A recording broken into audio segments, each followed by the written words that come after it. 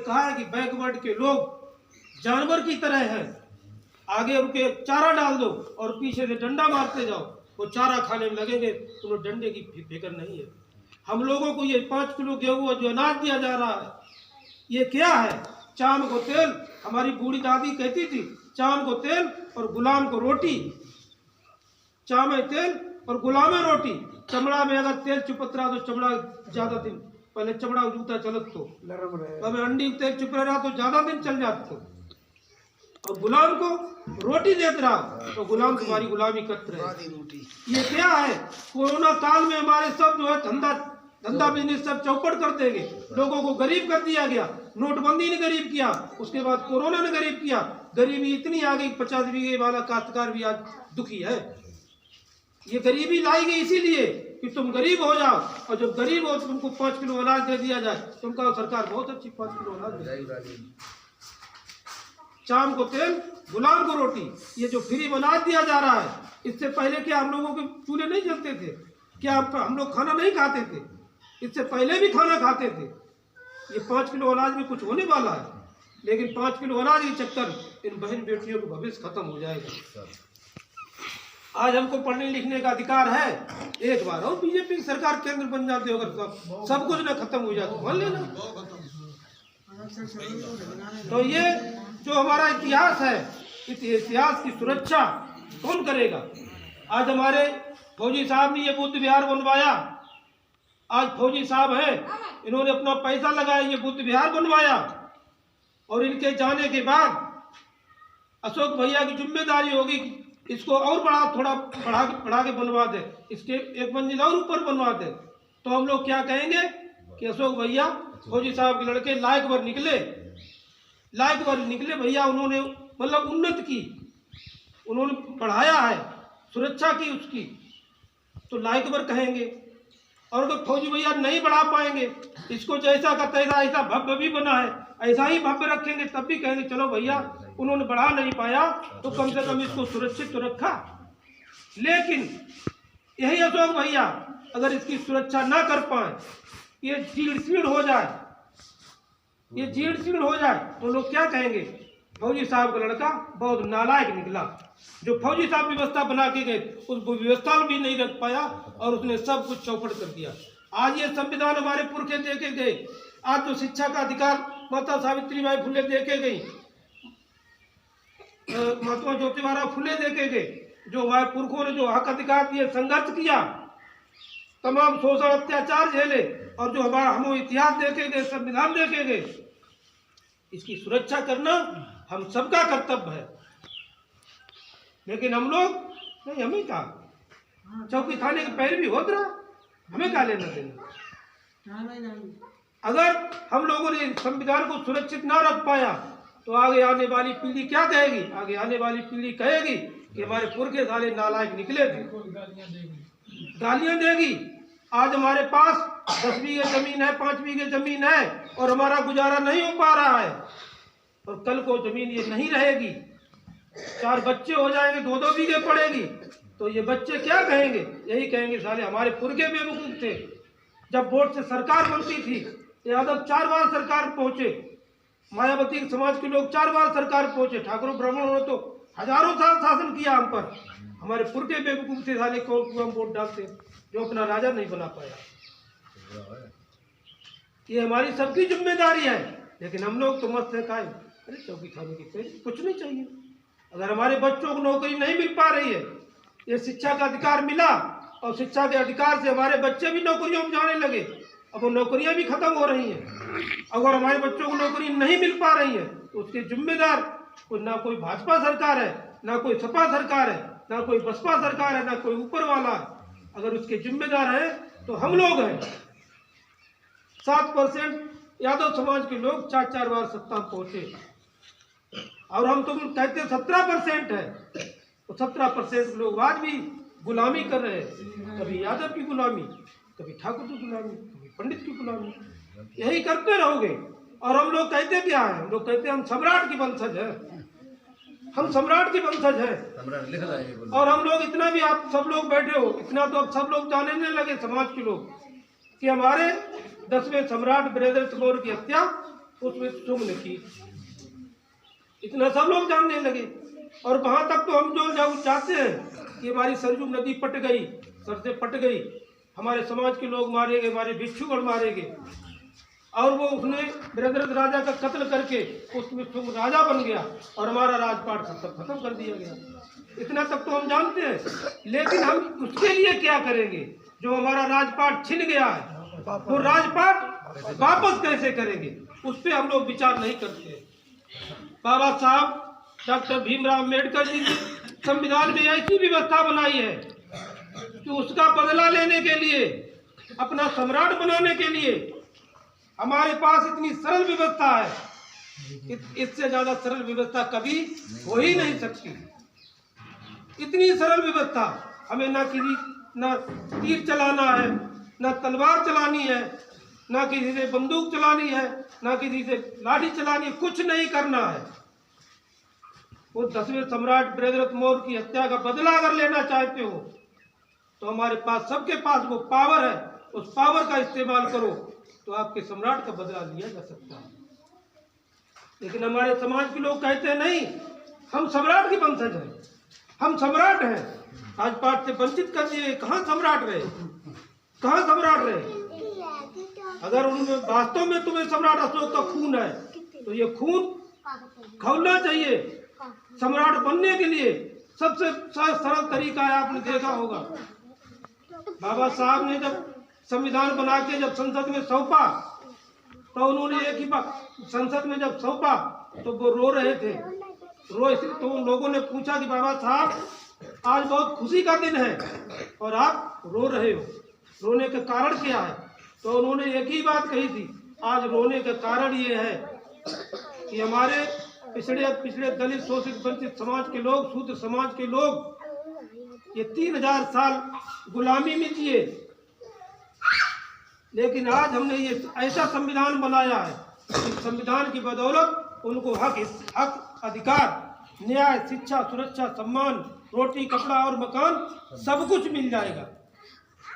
लेकिन जिनसे ये हम छीन रहे हैं, जिन्होंने हमको गुलाम रखा, जिन्होंने हमको शिक्षा से वंचित रखा, हक अधिकार से वंचित रखा, उन्हीं के हाथों में आज ये हम संविधान सौंप रहे हैं। पंडित जवाहरलाल नेहरू के हाथों में संविधान सौंप रहे हैं। अगर इनकी नीयत अच्छी होगी और संविधान सही से लागू हो जाएगा तो हमारे लोगों को हक अधिकार मिल जाएगा, अन्यथा नहीं मिल पाएगा। रो तो इसलिए रहा। लेकिन जब वो संविधान सौंप करके संसद से बाहर निकल रहे थे, जब वो गेट पे निकले तो वो बहुत खुश हो रहे थे, हंस रहे थे। सब लोगों ने पूछा कि बाबा साहब अभी संसद में आप रो रहे थे और आप गेट से बाहर निकल रहे हो तो आप बहुत खुश हो रहे हो, खुश होने का कारण क्या है? तो उन्होंने कहा था, भैया बात हमने एक ही जवाब दिया, वो बात उस जगह हम आपको ले आना चाह रहे हैं कि सम्राट, जो हमारे सम्राट का कत्ल किया गया, उसका बदला हम लोग कैसे लेंगे, उसका बदला कैसे लेंगे? तो बाबा साहब ने कहा कि आज मैं खुश इसलिए हो रहा हूँ, हंस इसलिए रहा हूँ कि आज हमने रानी के पेट का ऑपरेशन कर दिया। आज हमने रानी के पेट का ऑपरेशन कर दिया। संविधान लागू होने से पहले रानी के पेट से जो बच्चा पैदा होता था वो राजा बनता था। अब रानी के पेट से बच्चा जो पैदा होगा वो राजा नहीं बनेगा, अब राजा बनेगा लोहे के बक्से से। अब लोहे के बक्से से राजा पैदा होगा। आपने देखा जब प्रधानी का और उसका वोट पड़ता है तो लोहे का बक्सा रखा जाता है, और बक्सा कहाँ रखा जाता है? कमरे के अंदर बरामदा, वो बरामदा और बरामदे के अंदर कमरा, और कमरा में रखी जाती है टेबल, और टेबल पर एक रखा होता है गत्ता, और गत्ते पर रखी होती है मुहर और पैड, और बैलेट पेपर लिया और मुहर लगाओ और मोड़ के बक्सा में डाल दो। समझ गए? बक्सा में डाल दो, और बक्सा जिस दिन खुलता है, जिसका वोट ज्यादा निकलता है वो राजा बन जाता है, और जिसका वोट कम निकलता है वो सम्राट बनने की व्यवस्था है बहुत सरल। जिसका वोट आज भी अपना, जिस दिन समाज चाहेगा कि हमें ये बृहद्रथ मौर्य की हत्या का बदला लेना है, हमें अपना सम्राट बनाना है, तो ये बन जाएगा। ये सबसे सरल व्यवस्था है, किसी को तीर तलवार चलाने, गोली बंदूक की जरूरत नहीं, ना किसी का कत्ल करने की जरूरत है। लेकिन है तब अगर बातों में सम्राट अशोक का खून है, बृहद्रथ मौर्य का खून है, बृहद्रथ मौर्य के वंशज हो, तो उस हत्या का बदला लेना हमारी आपकी जिम्मेदारी बनती है। और मिशन तभी पूरा होता है। माता सावित्रीबाई फुले जी ने, जब महात्मा ज्योतिबा फुले जी ने माता सावित्रीबाई को शिक्षित किया और शिक्षित करके उन्होंने कहा कि जाओ महिलाओं, बच्चों, बेटियों को पढ़ाओ। जब वो पढ़ाने जाती थी स्कूल में तो उनके ऊपर कीचड़ फेंका जाता था। क्यों फेंका जाता था? ये मनुवादी लोग वो जानते थे कि अगर ये शूद्र शिक्षित हो जाएंगे तो ये हमारी गुलामी नहीं करेंगे। ये बहन बेटियां, क्योंकि अगर ये महिलाएं पढ़ गई, एक महिला शिक्षित होती है तो उसका पूरा परिवार शिक्षित हो जाता है। एक महिला गुलाम होती है तो उसका पूरा उसके बच्चे भी गुलामी करते हैं। अगर महिला शिक्षित है तो पूरा परिवार शिक्षित हो जाता है। तो वो नहीं चाहते थे इनकी महिलाएं शिक्षित हो, इनको अधिकार मिल गया है, लेकिन वो नहीं चाहते इनकी महिलाएं भी शिक्षित हो। तो कितना अत्याचार झेला, उनको वो चोट भी लगी, अपनी साड़ी बगल में दाब के जाती थी झोले में रख के, और जब स्कूल में जाती तो वहां बदल लेती थी, लेकिन वो अपने मिशन से अडिग रही। और महात्मा ज्योतिबा फुले जी ने भी कहा कि अगर हम ये कीचड़ और उसके चक्कर में डर जाएंगे और हम घर बैठ जाएंगे, तुम घर बैठ जाओगी, तो हमने जो प्रण लिया है, जो हमने मिशन ठाना है इस देश की महिलाओं को शिक्षित करने का, तो वो मिशन हमारा अधूरा रह जाएगा। मिशन के लिए कितनी भी कोई दिक्कत आए, कितनी भी कोई परेशानी आए, लेकिन ये मिशन रहता है। आज हम लोग नहीं समझ पा रहे हैं भारतीय जनता पार्टी किससे नीचे चल रही है। वो आरएसएस, राष्ट्रीय स्वयंसेवक संघ, भागवत, उनका मिशन है कि संविधान को खत्म करना। जैसे शूद्र पहले गुलामी करते थे वैसे ही दोबारा गुलामी की तरफ ले जाना, उनका ये मिशन है। एन प्रकारेण वो इस मिशन में धीरे धीरे कामयाब हो रहे हैं। क्यों हो रहे हैं? कि हम लोग उनका साथ दे रहे हैं और हम कहते हैं सम्राट के वंशज है। और जिन लोगों ने सम्राट का कत्ल किया उन्हीं लोगों को हम वोट दे करके सत्ता में पहुंचाते हैं। तो तुम्हारे सम्राट का बदला तुम सब लोग दे सकते हो कभी? जिन्होंने हमारे सम्राट का कत्ल किया और हम उन्हीं का वोट दे करके सपोर्ट करते हैं, उनको सत्ता में पहुंचाते हैं और हम कहते हैं हम सम्राट के वंशज हैं। हम लोग जानते हैं उसमें लोगों ने हमारे ब्रदर का कत्ल किया, हम वहीं तक सीमित हो जाते हैं। लेकिन हम कभी उसके आगे भी तो देखो क्या करना है, उसका बदला भी तो लेना है। तो लायक वर्ग तो वही होता है जो हमारे पूर्वज के साथ अगर किसी ने शोषण अत्याचार किया, हत्या की हमारी, अगर हम आई तो लायक वरी तब है, हमारे पास ऐसी व्यवस्था है, हमें तीर तलवार बंदूक नहीं चलाना। आज के समय में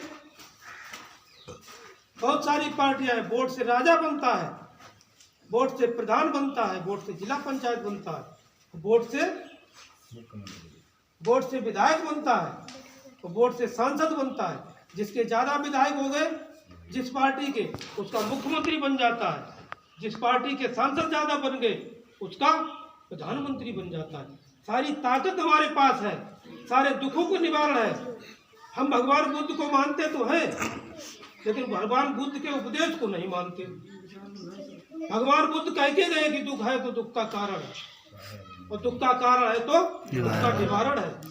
हम सब दुखी हैं और हमारे पास दुख का निवारण है, हमारे पास भी दुख का निवारण है, लेकिन हम लोग दुख का निवारण चाहते नहीं, विचार नहीं करते दुख का निवारण है। तो अभी हम आपको बहुत छोटी बात बताएं, हम लोग इतने लोग बैठे हैं, लेकिन हम लोगों को इतना कॉन्फिडेंस नहीं है कि हमारा बच्चा, हमारे अगर 2 बच्चे नहीं, हमारा 1 बच्चा लग गया, हमारे तो दूसरों लग गए।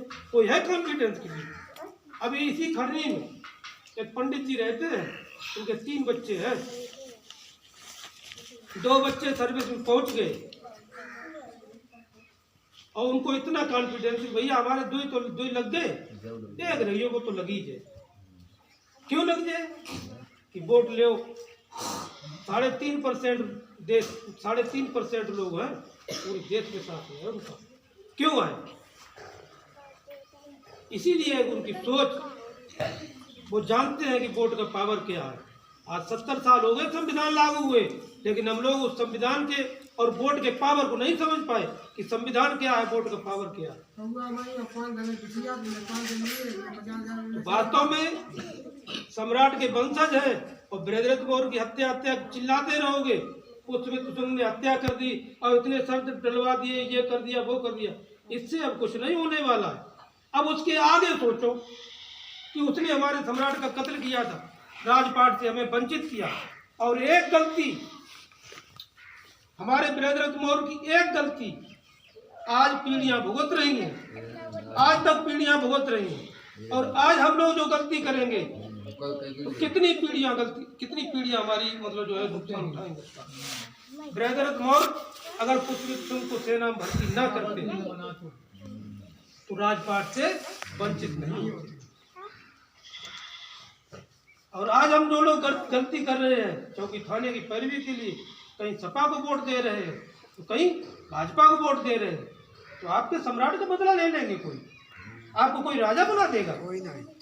यादव समाज के लोग आपको राजा बना देंगे? कोई तो मार डालो। क्या ठाकुर ब्राह्मण समाज के लोग राजा बना देंगे? नहीं। अभी मैनपुरी में चुनाव था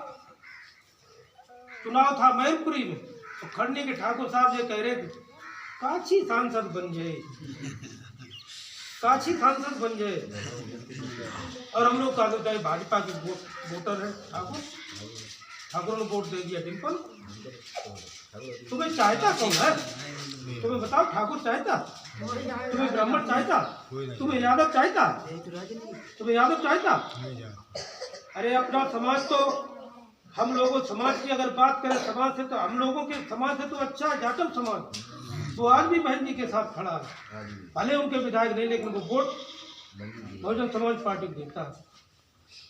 हमारे समाज के लोग अरे राजेंद्र भैया थोड़े विधायक, वे कहाँ जीते हैं, उनको कहाँ वोट है, वे थोड़े जीते हैं। भाजपा को हटाओ तो सपा को दे दो, सपा को हटाओ भाजपा को दे दो। हम नहीं कहा, हमें कोई दिक्कत नहीं, आप लोगों ने वोट नहीं दिया कोई दिक्कत नहीं।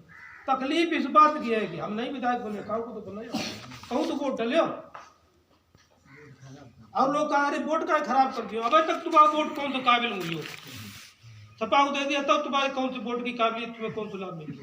और बीजेपी को दे कौन सा लाभ मिली हो तुम्हें?